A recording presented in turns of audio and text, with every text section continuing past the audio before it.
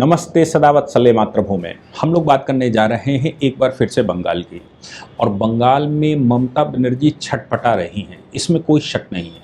और ममता बनर्जी इतनी खतरनाक छटपटा रही हैं कि उनको ये लगता है कि भारतीय जनता पार्टी या जो अपोजिशन चुनाव लड़ रहा है वो उनको बाहर करना चाहता है। तमाम तरह के एलिगेशन लगा रही हैं। अच्छा, ये छटपटाहट उसको ही ज़्यादा होती है जिसको भय होता है, जिसको इसको दूसरे शब्दों में कहें चोर की दाढ़ी में तिनका।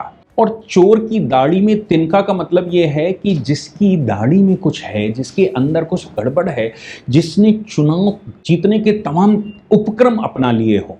और यहाँ तक कि ईवीएम वोटिंग मशीन में निशान लगा दिए जाते हों, उन निशानों पर जो उंगली दबेगी वो उंगली पर महक आएगी कि नहीं आएगी। अगर टीएमसी का वोट है तो महक आएगी, बाकी पर नहीं आएगी।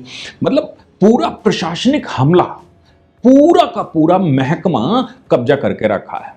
और प्रशासनिक महकमे का यह हाल है कि प्रशासनिक लोगों की मार पड़ती।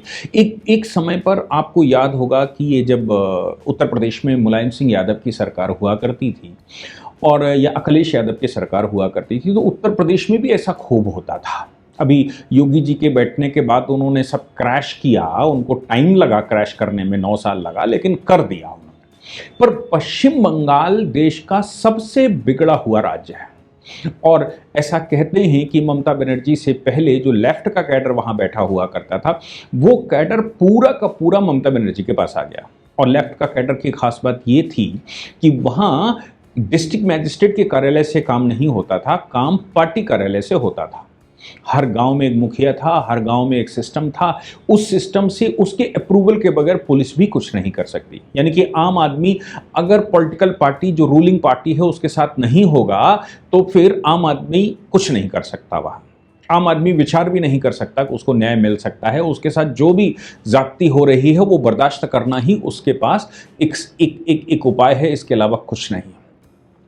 ऐसी भी सूचनाएं थीं कि इन राज्यों में लोगों की बिक्री की जाती थी। बिक्री से मतलब जो भट्टे वाले हैं, जो लेबर जहां बहुत चाहिए होती है, तो गांव का मुखिया या गांव में एक व्यक्ति उनकी ठेकेदारी करता था। ये 1000 लोगों को ले जाइए, इतना पैसा दे जाइए, और फिर वो साल भर उनको खिलाता था। बस खाना खाने के एवज में वो लेबरी करवाता था। ऐसे भी बहुत सारे प्रकरणों के विषय में तमाम तरह की खबरें आती रहती। सत्यता क्या है, जब तक इन्वेस्टिगेशन नहीं होता, जब तक वहाँ सरकार नहीं बदलती, जब तक इन्वेस्टिगेशन करके लोगों को ये उत्साह नहीं मिलता कि वो कुछ वहाँ कर सकते हैं या उनके साथ न्याय हो सकता है, तब तक ये चीज़ें बाहर निकल कर आने वाली नहीं है। इक्का दुक्का मीडिया रिपोर्टें वहाँ आती हैं, वो भी मीडिया कर्मियों के साथ भी क्या होता है ये जग जाहिर है। पश्चिम बंगाल के अंदर माहौल ये था कि कोई व्यक्ति पश्चिम बंगाल सरकार के एजेंडे के खिलाफ बात नहीं कर सकता। मैं भुक्तभोगी हूं।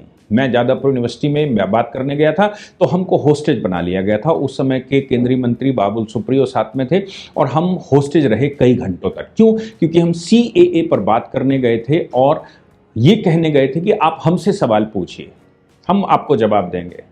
लेकिन उनके पास सवाल न होने की वजह से या मेरे पास जवाब होने की वजह से वो सीधा होस्टेज बनाने की प्रक्रिया, यानी कि या तो मेरे रंग में रंग जाओ, नहीं तो हम मार देंगे। आप सोचिए, ये पश्चिम बंगाल का हाल है। जजेस, जब जुडिशियल सर्विसेज के अधिकारियों को लगा दिया गया तो हम सब जानते हैं मालदा में क्या हुआ। मालदा में 9 जजेस को बंधक बना लिया गया। हालांकि उन्होंने गिरफ्तारी की है AIAIM के किसी नेता की, जिसके माध्यम से कहा गया कि इसने, एक मुस्लिम AIMIM का लीडर है, उसने ये बंधक बनाया था। पश्चिम बंगाल सरकार उसमें बच गई। लेकिन पश्चिम बंगाल सरकार ने सुप्रीम कोर्ट में जो अपना वर्जन दिया, सुप्रीम कोर्ट में उन्होंने कहा कि नहीं साहब, ये जो है वो इसलिए क्योंकि ज्ञानेश कुमार जी के पास पूरा, इलेक्शन कमीशन के पास पूरा जो प्रशासनिक तंत्र है वो उनके पास है। उन्होंने हमारा DGP बदल दिया है, उन्होंने हमारा चीफ सेक्रेटरी बदल दिया है, उन्होंने हमारा गृह सचिव बदल दिया है, उन्होंने डिस्ट्रिक्ट मैजिस्ट्रेट बदल दिए हैं। 200 से ज़्यादा अधिकारियों के ट्रांसफ़र बाहर कर दिए गए हैं, नए डिस्ट्रिक्ट मैजिस्ट्रेट बना दिए गए हैं। डिस्ट्रिक्ट मैजिस्ट्रेटों के बंगले भी खाली करवा लिए गए हैं और जो नया डिस्ट्रिक्ट मैजिस्ट्रेट है अस्थायी रूप से बनाया गया है उसको बिठा दिया गया है। इसलिए ये सब कुछ इस वजह से हो रहा है क्योंकि इलेक्शन कमीशन वहां पर काम नहीं करवा पा रहा है। एडमिनिस्ट्रेटिव मशीनरी इलेक्शन कमीशन के पास है। अब जब इलेक्शन कमीशन के पास एडमिनिस्ट्रेटिव मशीनरी है और इस बात के आरोप लगाए जा रहे हैं कि इलेक्शन कमीशन के पास एडमिनिस्ट्रेटिव मशीनरी है इसलिए हम नहीं कर सकते, तो इस इलेक्शन कमीशन तत्काल प्रभाव में आया और chief justice honourable chief justice Suryakant का स्टेटमेंट भी आ गया। ऑनरेबल मिस्टर जस्टिस सूर्यकांत ने उसी समय एडवोकेट जनरल को कहा था बंगाल के, क्या हम नहीं जानते कि ये सब कहां से प्रेरित हो रहा है, हमको मत समझाइए, हमें ऑर्डर करने पर मजबूर मत करिए, हमें ऑर्डर में लिखने के लिए मजबूर मत करिए, अन्यथा हम ऑर्डर में लिख देंगे। उस दिन बहुत हॉट टॉक हुआ था, मैंने उसका एक लेक्चर भी रिकॉर्ड किया था कि क्या कोर्ट में हुआ है। आप अगर चाहें तो वो पीछे देखा जा सकता है कि चीफ जस्टिस ने क्या किया। लेकिन यहां पर जो सवाल पैदा हो रहा है वो ये पैदा हो रहा है कि आखिर ममता बनर्जी वहां सरकार में हैं और ममता बनर्जी के दायित्व तो बनता है कि वो अभी भी सरकार में हैं। ऐसी परिस्थिति में चुनाव आयोग के ऊपर प्रश्न खड़े करना और ये कहना कि चुनाव आयोग चूंकि गवर्न कर रहा है, हमारे हाथ में पावर नहीं है, इसलिए ये सब कुछ हो रहा है, कितना उचित था। लेकिन चुनाव आयोग ने, गणेश कुमार जी ने कल एक बैठक ली, अधिकारियों की बैठक हुई, उसमें डिस्ट्रिक्ट मैजिस्ट्रेट थे, उसमें एडीएम थे, उसमें पुलिस कमिश्नर थे और स्टेट की जितना भी मुख्य वो थे उनकी बैठक हुई ऑनलाइन। उन्होंने ये बात पूछी कि भाई आप सिक्योरिटी क्यों नहीं दे पा रहे हैं जजेस को। अगर वहाँ जजेस की छोड़ दीजिए, बाकी इलेक्शन कमीशन के सदस्य भी जहाँ कहीं भी जा रहे हैं, पहले उनके ऊपर हमले शमले हो रहे थे, आज की तारीख में तो जुडिशरी कर रही है। अगर जुडिशरी ये सब कुछ कर रही है तो जुडिशियल ऑफिसर्स को सिक्योरिटी राज्य क्यों नहीं दे पा रहा है। तब उन्होंने अपने सवाल खड़े किए हैं। तो पहला बात यह है कि 500 कंपनियां central police arm police force की वहां लगाई जाएंगी। 500 कंपनियों का मतलब आप समझते हैं, 500 कंपनियों का मतलब हो गया कि हर विधानसभा में कम से कम एक कंपनी, और जहां गलत है वहां और ज्यादा कंपनियां, वहां पूरा महकमा। ये सुनिश्चित कर दिया गृह मंत्रालय ने। दूसरा काम जो गणेश कुमार जी ने किया, उन्होंने कहा कि भाई अगर हम सिक्योरिटी नहीं दे पा रहे हैं इसका मतलब पुलिस फोर्स अपने पास कम है, और पुलिस फोर्स अगर कम है तो उसका कारण पुलिस फोर्स कहां चली गई। तब उन्होंने कहा कि आपके यहां कितने लोगों को सिक्योरिटी प्रोवाइड की गई है राज्य की तरफ से, उसकी सूची बनाइए। 10 दिन पहले ये कहा गया था कि उसकी सूची बनाइए और कंप्लायंस करिए, उनकी सिक्योरिटी विड्रॉ की जानी चाहिए। ऐसे पॉलिटिशियंस की जिनके ऊपर क्रिमिनल चार्जेस हैं, जिनके ऊपर नॉन बेलेबल केसेस हैं, और उनको हम सिक्योरिटी और दे रहे हैं। हम जजेस को सिक्योरिटी नहीं दे पा रहे हैं, हम प्रशासनिक अधिकारियों को सिक्योरिटी नहीं दे पा रहे हैं जो काम के लिए हर गांव में जा रहे हैं, और हम सिक्योरिटी दे रहे हैं इस समय पॉलिटिशियंस को। राज्य में जितने भी पॉलिटिशियन हैं जिनके ऊपर नॉन बेलेबल केसेस हैं, उनकी सबकी सिक्योरिटी विड्रॉ की जानी चाहिए। फिर कल उन्होंने कहा कि जब 10 दिन पहले एक सर्कुलर जारी हुआ था, कंप्लायंस रिपोर्ट हमें बताइए कि कितनों की सिक्योरिटी आपने विड्रॉ कर ली और कितने लोगों को आपने वहां सिक्योरिटी फोर्सेस को बाकी लोगों की सिक्योरिटी के लिए, जो इलेक्शन कमीशन की सिक्योरिटी है या फिर जो जजेस की सिक्योरिटी है, उन सिक्योरिटी पर लगा दिया है। ये कंप्लायंस रिपोर्ट मुझे चाहिए। फिर उन्होंने कहा कि जिनके ऊपर भी नॉन बेलेबल वारंट हैं या नॉन बेलेबल केसेस हैं, उनको सबको जेल में डालिए। नॉन बेलेबल केस जितने भी लोगों के ऊपर हैं वेस्ट बंगाल में, उनको सबको जेल में डाला जाना चाहिए। उनको सबको उठाइए और जेल में डालिए। अब नॉन बेलेबल केसेस जिनके ऊपर हैं उनको जेल में डालिए, फिलहाल चुनाव के लिए, चुनाव तक जेल में रहेंगे, और फिर आप आकर, चूंकि ये जो नॉन बेलेबल केसेस क्रिमिनल्स हैं, यही तो ममता बनर्जी के हैंड्स हैं। प्रशासनिक मशीनरी तो ठीक कर ली है, प्रशासनिक मशीनरी। अब देखिए क्या step by step Ganesh Kumar ji ने काम किया। इसको कहते हैं कि एडमिनिस्ट्रेटिव माइंड कैसा होता है। पहले उन्होंने मशीनरी बदली, पहले उन्होंने चीफ सेक्रेटरी बदला, फिर उन्होंने डीजीपी बदला, उन्होंने गृह सचिव बदला, उसके साथ फिर डीएम, कलेक्टर, ये वो सब बदले, फिर उन्होंने सब पुलिस फोर्स को बदला। यहां वालों को जो बहुत इनके घनिष्ठ थे उनको यहां से हटा दिया, दूसरे को यहां पर लाकर खड़ा कर दिया, और उसके बाद अब वो कह रहे हैं, और ग्राउंड मिल गया चीफ जस्टिस का स्टेटमेंट, जजेस की हॉस्टेज बनाना। तो अब उन्होंने कहा कि जो लोग बाहर हैं, जिनके ऊपर नॉन बेलेबल केसेस हैं, वो सब जेल में डालो, उनको किसी को भी बाहर रहने का अधिकार नहीं। 10 दिन के अंदर सारे जेल में होने चाहिए। 23 अप्रैल और 28 अप्रैल या 29 अप्रैल को चुनाव है। उस चुनाव से बहुत पहले, क्योंकि ये जो नॉन बिलेबल केसेस वाले लोग हैं, यही सब गड़बड़ कर रहे होंगे, यही सब प्लानिंग बना रहे होंगे, ये क्रिमिनल्स हैं, इनको बंद करो, इनको जेल में डालो, सिक्योरिटी विड्रॉ करिए। इसके अलावा उन्होंने कहा कि पॉलिटिशियंस को, जो रसूखदार लोग हैं, रसूखदार मतलब जिन्होंने कहा मेरे ऊपर क्रिमिनल थ्रेट है, राज्य सरकार ने अपने गुंडे तैयार करके रखे थे और उनको सिक्योरिटी दे के रखी थी, उनको लीडर बना रहे थे। ये हम सब जानते हैं कि कोई भी राज्य, अगर राज्य सरकार जिस पार्टी की है, उस पार्टी के लोगों को सिक्योरिटी थ्रेट के नाम से दी जाती है। डिस्ट्रिक्ट मजिस्ट्रेट और एसएसपी या कमिश्नर उसको तय करता है।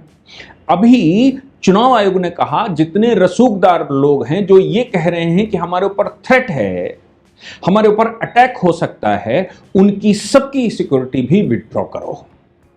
अब आप सोच लीजिए, पॉलिटिशियन जिनके ऊपर ये है उनकी सिक्योरिटी विड्रॉ हो जाएगी, जो जिनके ऊपर नॉन बेलेबल केसेस हैं, सामान्य लोग, उनकी सिक्योरिटी विड्रॉ हो जाएगी, जिनके ऊपर नॉन बेलेबल केसेस हैं और खुले घूम रहे हैं वो जेल में चले जाएंगे, और इसके अतिरिक्त जिन लोगों के पास, रसूखदार लोगों के पास सिक्योरिटी है, उनकी सिक्योरिटी भी वापस आनी है। ममता बनर्जी का step by step Ganesh Kumar ji प्रहार कर रहे हैं। चुनाव आयोग ने डायरेक्शन जारी कर दिया है और सभी कलेक्टर, सभी जिले के कप्तान और सभी जो बड़े पुलिस अधिकारी हुआ करते थे, गस्टेड ऑफिसर्स, उनकी सामूहिक बैठक में उन्होंने ये बात की घोषणा की और सर्कुलर भी जारी हो गया। इस सर्कुलर के साथ ही उन्होंने कहा कि कंप्लायंस रिपोर्ट हमको दीजिए, अगर आपने नहीं किया है तो क्यों नहीं किया है ये बताइए, और अगर नहीं किया है जानबूझकर या कुछ गड़बड़ पाई जाती है तो आपका भी इंतजाम चुनाव आयोग अब करने वाला। ममता बनर्जी जो तरीके अपना रही हैं, उनको लगता है कि जजेस को कॉन्फिस्केट करवा लेंगी तो जजेस डर जाएंगे, उनको लगता है कि चुनाव के लिए जो चुनाव अधिकारी आए हैं दूसरे राज्यों से, उनको कॉन्फिस्केट करवा लेंगी, बंधक बना लेंगी तो वो डर जाएंगे, उनको लगता है कि वो प्रशासनिक महकमे को अपने कब्जे में कर लेंगी तो वो डर जाएंगे। अभी मुझे लगता है अगला स्टेप आने वाला है, पार्टी के वो कार्यकर्ता जो कि ऊधम मचाते रहे हैं और जिन पे संभावना है, उन सबको भी अभी वो जारी करो नोटिस और उनको रिस्पॉन्सिबल बताया जाएगा। मैं समझता हूं कि इस समय वेस्ट बंगाल में बेस्ट एडमिनिस्ट्रेशन का प्रयास चल रहा है, ताकि लोगों के अंदर जो भय है, लोगों के अंदर जो डर है कि जो चुनाव जीतकर सत्ता में आएगा वो परेशान करेगा, और अभी ममता बनर्जी सत्ता में आ रही है, इसलिए वहां सर्वे की झूठी रिपोर्टें बिठानी शुरू कर दी हैं ताकि लोगों में भय रहे। अपोजिशन पूरी कोशिश कर रहा है, अपोजिशन मतलब देश का अपोजिशन वेस्ट बंगाल की सरकार के साथ इसमें पूरी कोशिश कर रहा है कि वहां एक चीज मैसेज कन्वे हो जाए कि वेस्ट बंगाल में ममता बनर्जी दोबारा आ रही हैं।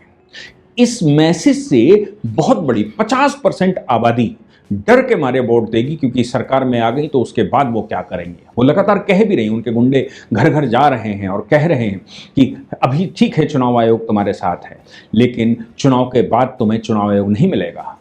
ये लोगों की खबरें हैं कि ऐसा लोग घर घर जाकर कह रहे हैं, आप साइलेंट वे में कह रहे हैं कि देख लेंगे चुनाव के बाद।